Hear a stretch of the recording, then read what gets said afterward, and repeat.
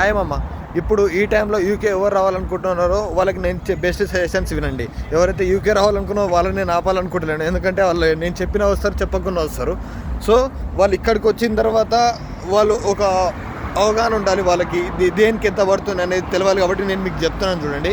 ఎవరో ఇండియా నుంచే కాల్ చేసి బ్రో రూమ్ ఉంది ఇంత ఇంత అంటే గుడ్డిగా నమ్మేయకండి బ్రో. వాళ్ళు మీకు ఇక్కడికి వచ్చిన తర్వాత మన ఇండియాలో ఉన్నట్టు ఏది ఉండదు. ఇక్కడ రూమ్స్ మంచిగా ఉంటాయి, కొన్ని రూమ్స్ మంచిగా ఉంటాయి, కొన్ని మంచిగా ఉండవు. వాళ్ళ ఫర్నిచర్స్ పోతే మనమే చేయించుకోవాల్సింది కూడా ఉంటుంది. కొంతమంది ఏంది రూమ్ డ్యామేజ్ అయిన రూమ్ మనకి గంట పట్టేసి వాళ్ళు బయటికి వెళ్ళిపోతారు. సో కొంచెం ఆలోచించి దిగండి ఒక రూమ్లో దిగేటప్పుడు. ఇది ఒకటి మెయిన్ మీరు గుర్తుపెట్టుకోవాల్సింది. ఇంకొకటి ఏంటంటే యూకే ఫస్ట్ ఎయిర్పోర్ట్లో దిగంగానే మీకు తెలిసిన వాళ్ళు ఎవరైనా ఉంటే వాళ్ళ ద్వారా మీ అకామిడేషన్కి వెళ్ళడానికి ట్రై చేయండి. అకామిడేషన్కి వెళ్ళిన తర్వాత ప్రశాంతంగా రెస్ట్ తీసుకొని మీరు ఏం చేయాలో ఆలోచించి పక్కన ఉన్న టెస్కో కానీ అన్న స్టోర్, పక్కన ఉన్న ఆల్డి స్టోరు, లిడిల్ ఇట్లా కొన్ని అస్డా అని చెప్పేసి టెస్కో అని కొన్ని ఉంటాయి.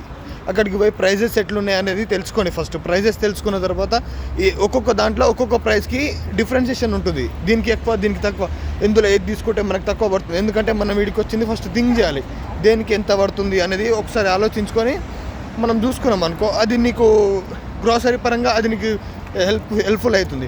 ఇంకొకటి ఏంటంటే ఇక్కడ రూమ్స్ అయితే షేరింగ్లో అయితే 200కి 200 to 250 మధ్యలో మంచి రూమ్ దొరికిస్తుంది నీకు.